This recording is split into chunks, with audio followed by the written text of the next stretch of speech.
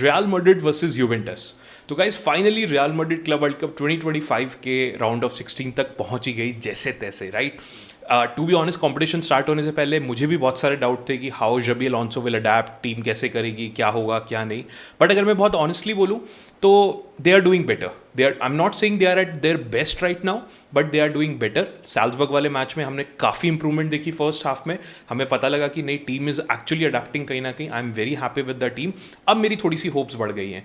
I know कुछ लोगों की होप्स अभी भी पता नहीं, कि पहले उनको लग रहा था कि यहाँ तक भी नहीं पहुंचेंगे, अब यहाँ तक पहुंच गए तो उनको लग रहा है इससे आगे भी नहीं जाएंगे, which is okay, which is fine, क्योंकि अभी नए नए कोच आए हैं, धीरे धीरे अडेप्टेशन हो रही है, एवरीथिंग ठीक है। सो आज की वीडियो में यूवेंटस की बात कर लेते हैं। एक छोटा सा प्रीव्यू कर लेते हैं, उनकी स्ट्रेंथ, उनकी weakness and apart from that की डूल्स, प्रेडिक्टेड लाइनअप और उसके अलावा मेरा स्कोर प्रेडिक्शन। तो अगर आप इस मैच के बारे में सब कुछ जानना चाहते हैं, क्या क्या हो सकता है, तो kindly watch this video till end. अगर वीडियो अच्छे लगे तो kindly share with your fellow Madrid fans, football fans, and अगर ओवरऑल कंटेंट बढ़िया लगे तो please subscribe to my channel the football jockey and don't forget to follow me on the Instagram. Okay, थोड़ी सी Juventus की बात कर लेते हैं। इनके कोच हैं क्रोशियन इंटरनेशनल इगोर टुडो, जो कि 4-3-3 टाइप की फॉर्मेशन खिलाना पसंद करते हैं with a mid block. As usual जो इटालियन लीग है, यहाँ की सारी टीम्स कहीं ना कहीं थोड़ा डिफेंसिव स्ट्रक्चर्ड होती हैं। Same goes with old lady और यूवेंटस। तो इनकी भी वही कहानी है, 4-3-3 के साथ ये भी थोड़ी सी खिलाने की कोशिश करते हैं, और यही ये रियल मैड्रिड के अगेंस्ट भी होपफुली करने की कोशिश करेंगे। ये भी कई बार जबी अलॉन्सो की तरह 4-3-3 से 3-4-2 टाइप की, मतलब 3-4-3 टाइप की फॉर्मेशन पे आ जाते हैं। So kind of a similar team. उसके बाद इनकी जो जर्नी है लास्ट 16 तक की जो है, वो वैसे टू बी ऑनेस्ट काफ़ी अच्छी रही है। अपने ग्रुप के टॉपर रहे थे, 11 गोल इन्होंने स्कोर किए थे सिर्फ 30 शॉट्स में, और पूरे टूर्नामेंट की आई थिंक सबसे बेस्ट टीम है कन्वर्जन रेट की अगर हम बात करें तो 37% की इनकी कन्वर्जन रेट है। और तो आप ये अंदाज़ा लगा सकते हो कि अगर इनको कोई लूज बॉल मिली तो ये छोड़ेंगे नहीं भाई, ये सीधा गोल ही मार देंगे। बहुत ही फैंटास्टिक खेलते हैं लोग। उसके बाद जो इनका लास्ट मैच रहा था मैन सिटी के अगेंस्ट, वो काफ़ी अच्छा नहीं रहा था, 4-1 हारे थे ये उसमें। बट उसमें पॉइंट ये था कि इगोर टुडो ने पता नहीं कहाँ से आउट ऑफ ब्लू मून आके अपने सारे जो मेन प्लेयर्स थे उनको रेस्ट कर दिया था। मोर लाइक जो सारे स्टार्टर्स थे वो बेंच थे, दूसरी टीम उनकी जो सेकंड बी टीम थी वो कहीं ना कहीं खेल रही थी। तो इस हार से बहुत ज़्यादा फर्क नहीं पड़ेगा यूवेंटस के लिए, क्योंकि उन्होंने अपने सारे बड़े प्लेयर्स को रेस्ट दिया था उस वाले मैच में कहीं ना कहीं।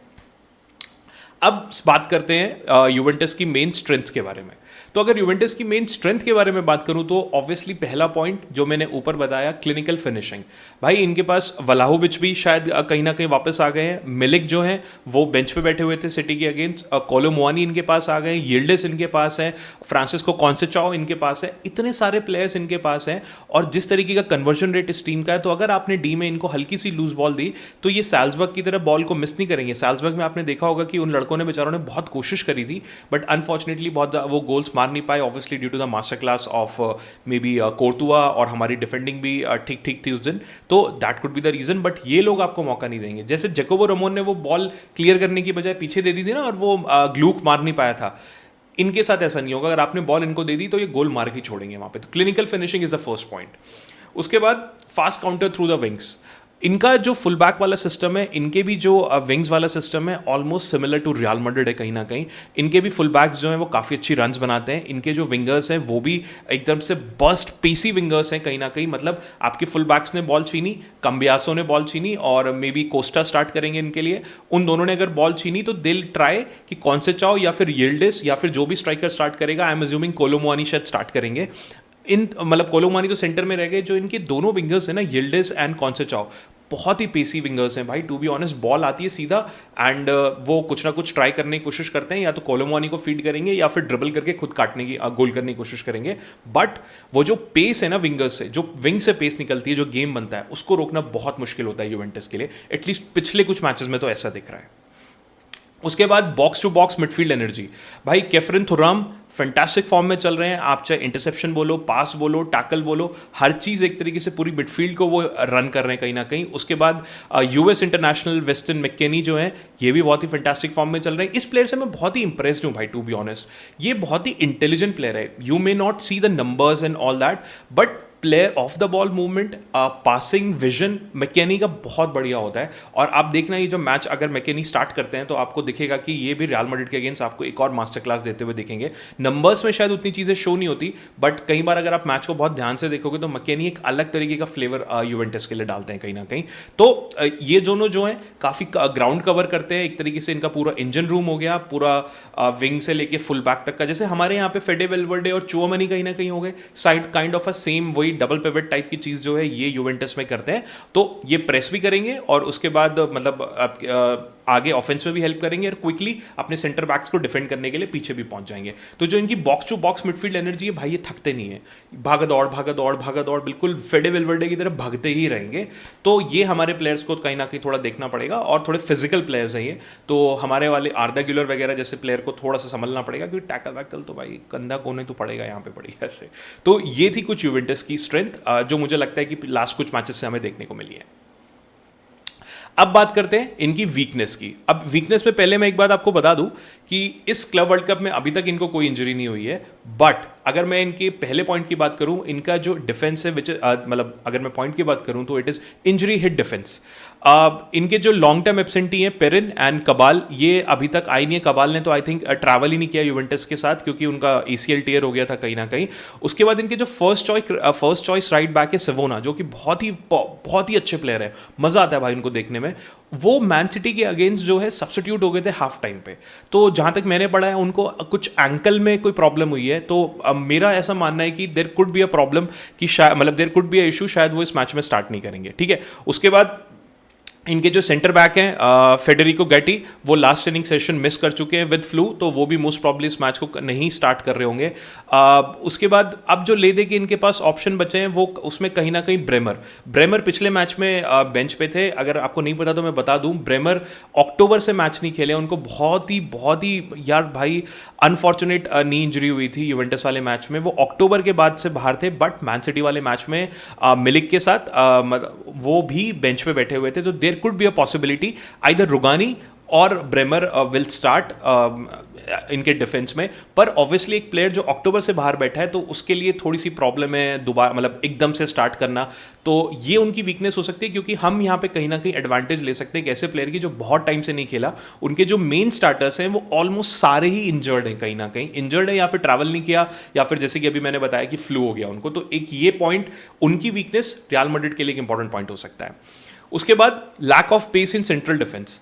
अब जो इनके केली हैं जो kind of a third centre back start करेंगे, उसके बाद या सवोना की जगह, उसके बाद कलूलू या फिर रुगानी या फिर ब्रेमर मुझे लगता है कि शायद नहीं स्टार्ट करेंगे, ऐसा मुझे लगता है।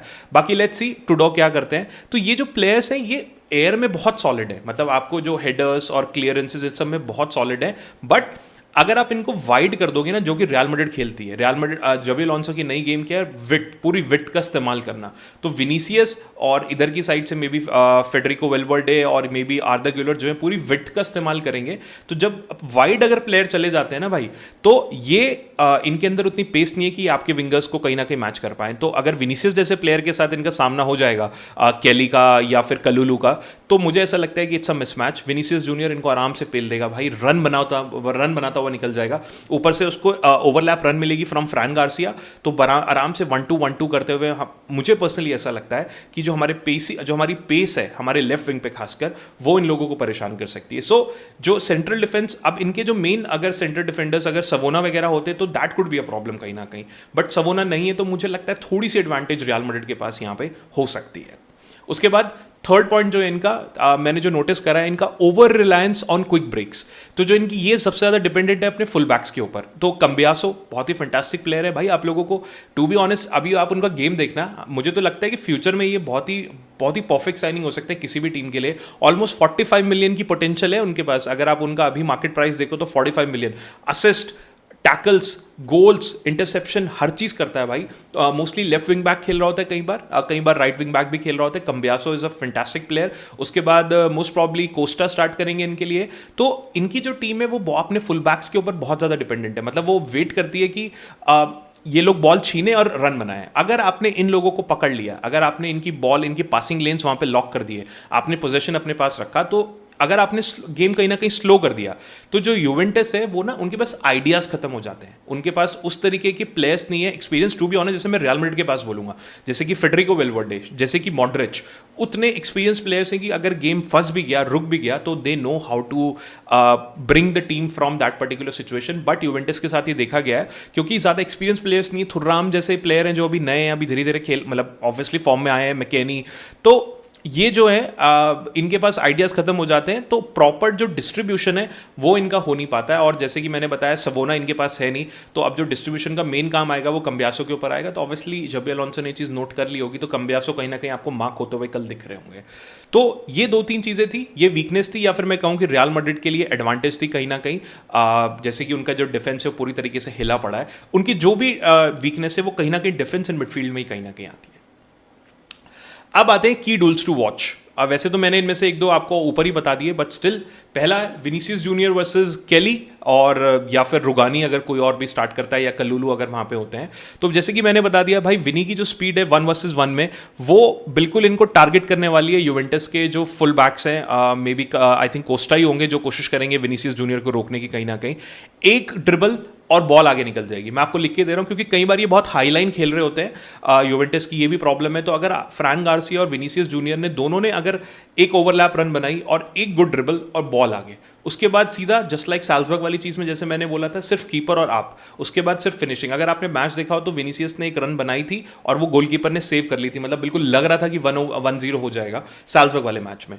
तो इसी टाइप की जो चीज़ है विनीसियस यहाँ पे कर सकते हैं, और मुझे विनीसियस काफ़ी फॉर्म में आते हुए दिख रहे हैं। पिछले मैच में वो प्रेस भी कर रहे थे, ट्रैक बैक भी कर रहे थे, कोई यूजलेस ड्रिबल नहीं करा, कोई फालतू का पास नहीं करा। तो I think he is playing for the team, which is a very good news हमारे लिए। उसके बाद second point, Antonio Rudiger versus कोलो मुआनी। तो यार ये तो बहुत ही इंटरेस्टिंग बैटल होने वाली है, प्योर फिजिकल बैटल है। कोलो मुआनी और रुडिगर दोनों भाई फिजिक वाले तगड़े प्लेयर्स है कहीं ना कहीं। रुडिगर का जो एग्रेशन है कोलो मुआनी की मूवमेंट के लिए वो बहुत काम आने वाला है। मतलब रुडिगर जो है आई एम अज्यूमिंग उनको मैन टू मैन मार्क करेंगे, क्योंकि डीन हाउसन जो है वो तो हमारे बॉल डिस्ट्रीब्यूशन का काम करते हैं, वो तो हमारे क्रूज है। तो जो एरियल एबिलिटी है कोलो मुआनी की वो भी बहुत बढ़िया है, उसके अलावा उनकी फिनिशिंग बहुत अच्छी है। तो रुडिगर को काफ़ी फिजिकल होकर उनको मार्क करना पड़ेगा। तो काफ़ी इंटरेस्टिंग बैटल होने वाली है, क्योंकि ऑब्वियसली मैंने ऊपर बताया कि उनका शॉट कन्वर्जन बहुत अच्छा है। तो आपकी मैन मार्किंग, प्लेयर मूवमेंट, आपकी प्रेजेंस कहां पे होने वाली है, ये बहुत मैटर करेगी। तो रुडिगर को शायद काफ़ी टसल करना पड़ेगा कोलो मुआनी के साथ। उसके बाद थर्ड बैटल जो है वो बहुत ही इंटरेस्टिंग बैटल है, that is Alexander Arnold versus and Cambiaso. तो मैंने आपको पहले ही बताया था कि जो ट्रेंट के जो मतलब कम्बियासो जो है बहुत ही फैंटास्टिक प्लेयर है, just like Trent Alexander Arnold, वो भी अपने विंग्स पे काफ़ी अच्छा परफॉर्म करते हैं। तो जो ट्रेंट के अटैकिंग क्रॉसेज है वो जो कम्बियासो है उसको कहीं ना कहीं डिफेंड करने की कोशिश कर रहे होंगे, मतलब कोशिश करेंगे रियल मैड्रिड से दूर ले जाने के लिए। बट अगर कम्बियासो ने भाई मतलब अगर उसको इंटरसेप्ट कर लिया तो कम्बियासो आपके लिए बहुत अच्छी रन भी बना सकते हैं, जो कि अब जो ट्रेंट पीछे जो स्पेस छोड़ते हैं कई बार, जो हमें पहले मैच में देखने को मिला था, that could be a problem there. वो जो अब होपफुली जो हमारे थर्ड सेंटर बैक होंगे, maybe I am assuming कि इधर की साइड से अगर हम 3 मैन की बात करें तो रुडिगर होंगे, फ्रैन गार्सिया होंगे, डीन हाउसन होंगे। तो मे बी रुडिगर को या फिर फेडे वेलवर्डे को थोड़ा सा पीछे आके उस स्पेस को कवर करना पड़ेगा, क्योंकि अगर क्रॉसेज मारे वो इंटरसेप्ट हुए, कम्बियासो वहाँ से रन बनाएगा और विंगर्स को बॉल देगा, यिल्डिस एंड कॉन्सेचाओ, बहुत मुश्किल हो जाएगी रियल मैड्रिड के लिए। तो it's 50-50 situation to be honest. Cambiaso is actually a good player, आप अगर देखोगे तो आपको समझ में आ जाएगा। तो ये भी बहुत इंटरेस्टिंग बैटल यहाँ पे कहीं ना कहीं होने वाली है। अब अगर टीम न्यूज़ की बात करें, मैंने ऑलरेडी बता दिया है, निकोलस सेवोना जो है यूवेंटस के लिए वो बाहर है, ब्रेमर बेंच पे है। उसके बाद डनीलो तो ऑलरेडी साइड लाइन है, गाटी जो है वो फ्लू की वजह से बाहर है, मुझे लगता नहीं आएंगे। तो वेस्टर्न मैकेनी वैसे तो नॉक थी पिछले मैच में उनको, but I think most probably वो स्टार्ट कर लेंगे। सो बहुत मोटा मोटा इनके जो डिफेंडर्स हैं यूवेंटस के, वही जो हैं वो टीम से बाहर है। अगर रियल मैड्रिड की बात करें, आपको पता है मैंने ऑलरेडी वीडियो बनाई थी, डेविड अलावा ऑलरेडी पूरे मतलब इस पूरे टूर्नामेंट से बाहर हो चुके हैं, मॉन्डी ऑलरेडी बाहर हैं। उसके अलावा जो हमारे लिए अच्छी चीज़ है वो ये है कि रॉल एसेंसियो वापस आ गए हैं, जो रेड कार्ड उन्होंने खाया था उससे वापस आ गए हैं, plus Kylian Mbappe is back. तो किलियन एम्बापे फाइनली बेंच पे आ गए हैं, वो ट्रेनिंग उन्होंने पूरी करी है, पूरा जो उनकी गैस से रिलेटेड जो प्रॉब्लम थी वो खत्म हो गई है एंड फाइनली वो टीम के लिए अवेलेबल है। एंड्रिक आए हैं, उन्होंने टीम को ज्वाइन करा है, बट वो स्क्वाड का पार्ट नहीं है, वो सिर्फ जबी अलोंसो के साथ एक तरीके से मिक्स होने, जेलअप होने के लिए आए हैं, ताकि कोच के अंडर रहेगा, प्रैक्टिस करता रहेगा, खेलेगा नहीं, खेलेगा तो वो लालिगा में जाके, पर प्रैक्टिस करता रहेगा। एक थोड़ा होता है ना कि आप एक डिटैच नहीं होते हो कहीं ना कहीं, नया कोच है, उसको नई नई चीज़ें सीखनी है, तो इसलिए रियल मैड्रिड ने उसको यूएस भेज दिया कि तुम कोच के साथ रहो, घूमो, देखो थोड़ा वहाँ पे अच्छे से। तो रियल मैड्रिड के लिए जो बड़ी न्यूज़ है वो यही है कि Raul Asencio and Kylian Mbappe is back. So Real Madrid की ऑलमोस्ट एज सच कोई इंजरी नहीं है, डेविड अलाबा और वो आपको पता ही है। रुडिगर को जो पिछली बार नॉक थी वो I think that's not very serious, वो तो नॉर्मल एक मसल स्ट्रेन था, तो वो ये मैच स्टार्ट करते हुए मुझे लगता है कि कर सकते हैं।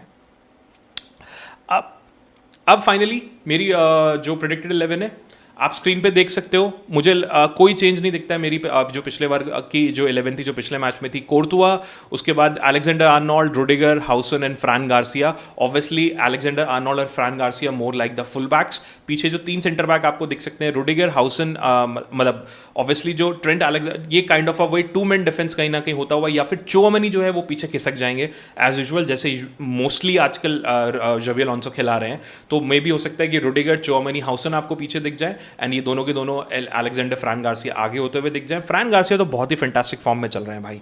उसके बाद आगे मिडफील्ड में Valverde, Arda Guler, Bellingham and Vinicius Junior. As usual मुझे कुछ बताने की जरूरत नहीं है, maybe Arda Guler again deep play maker का रोल यहाँ पे अदा करेंगे, आपको मिडफील्ड में जो है बॉल डिस्ट्रीब्यूट करते हुए दिखेंगे, अपने आईक्यू का इस्तेमाल करते हुए। So there could be a possibility कि बहुत ज्यादा आपको अटैक में नहीं देखेंगे, वहीं पे वेलवर्डे मोर लाइक अ डबल पिवट का पार्ट होंगे, अपने डिफेंस को बचाते हुए भी दिखेंगे, ऑफेंस का भी पार्ट होते हुए दिखेंगे। और आप खुद सोचो कि वेलवर्डे जो कि लॉन्ग शॉट टेकर हुआ करता था, वो अब डी के अंदर से जाके गोल मार रहा है। तो सोचो जबी अलोंसो ने भाई कितना चेंज कर दिया। GTA 6 आने से पहले आप वेलवर्डे को अंदर फ्लिक मारते हुए and shot on target D के अंदर से लेते हुए मतलब गोल स्कोर करते हुए देख रहे हो, बताओ, and is near. And front पे गोंजालो गार्सिया, अब ये थोड़ा सा डिबेटेबल हो सकता है। मुझे पर्सनली ऐसा लगता है कि गोंजालो गार्सिया स्टार्ट करेंगे, जिस तरीके की फॉर्म में वो चल रहे हैं, जिस तरीके का गेम वो रियल मैड्रिड के लिए खेल रहे हैं। मुझे पर्सनली नहीं लगता कि जबी अलोंसो कोई रिस्क लेंगे किलियन एम्बापे को स्टार्ट करवा के। No doubt about the quality of Mbappe, but जो प्लेयर फॉर्म में चल रहा है उसका काफी मैटर करता है, उसका मोराल कितना हाई होगा, उसकी मोटिवेशन कितनी ज्यादा होगी इस मैच को खेलने के लिए। तो आई पर्सनली फील कि गोंजालो गार्सिया विल स्टार्ट। अब फाइनली आते हैं माय प्रेडिक्शन। यार यूजुअली लोग आपको मिलेंगे, अगर आप कहीं भी देखोगे इंटरनेट पे या आप खुद भी सोचोगे, तो मोस्ट प्रॉब्ली जो आपको प्रेडिक्शंस मिलेंगे वो मिलेंगे 2-1 real Madrid win. Even though चाहे यूवेंटस कितना भी अच्छा खेल रहा हो, बट एक जो है एक्सपीरियंस मैटर करता है, एक टीम की जो स्ट्रेंथ है वो मैटर करती है, क्वालिटी मैटर करती है। मुझे पर्सनली लगता है कि real Madrid has that kind of quality over Juventus. But मेरी जो प्रेडिक्शन रहेगी इस मैच के लिए, दैट इज 2-0।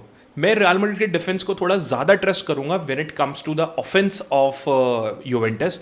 पता नहीं क्यों मुझे अंदर से फील आ रही है कि जो रियल मैड्रिड के डिफेंडर्स हैं, चाहे डीन हाउसन बोलो या रुडिगर बोलो, ये लोग कंटेन कर लेंगे कोलो मुआनी, येल्डेस एंड कॉन्सेचाओ का जो थ्रेट है, क्योंकि हमारे मिडफील्डर्स भी इसमें कहीं ना कहीं हेल्प करेंगे। पासिंग लेन्स ब्लॉक होंगी, प्रेसिंग बहुत अच्छी होने वाली है रियल मैड्रिड की तरफ से। तो मुझे ऐसा लगता है कि जो मैंने ऊपर बोला था कि गेम को रियल मैड्रिड अपने पोजीशन में रखेगी, और रियल मैड्रिड अगर पोजीशन में रखेगी तो अनटिल अनलेस आप कोई गलती अपनी तरफ से करते हो, कोई पेनल्टी दे देते हो या कुछ कर देते हो, मुझे लगता नहीं है कि बहुत ज़्यादा गेम प्ले जो है वो यूवेंटस बना पाएगी against real Madrid. This is what I feel. So shocking आप लोगों के लिए हो सकता है, but my prediction would be 2-0 real Madrid win. Let's see अगर ये वाली भी पूरी होती है कि नहीं। बाकी हम लाइव करेंगे, तो kindly join me in the live. तो ये था छोटा सा प्रीव्यू। आई थिंक आपको ये पसंद आएगी वीडियो। अगर पसंद आए तो kindly share it with your friends and subscribe to my channel. Thank you.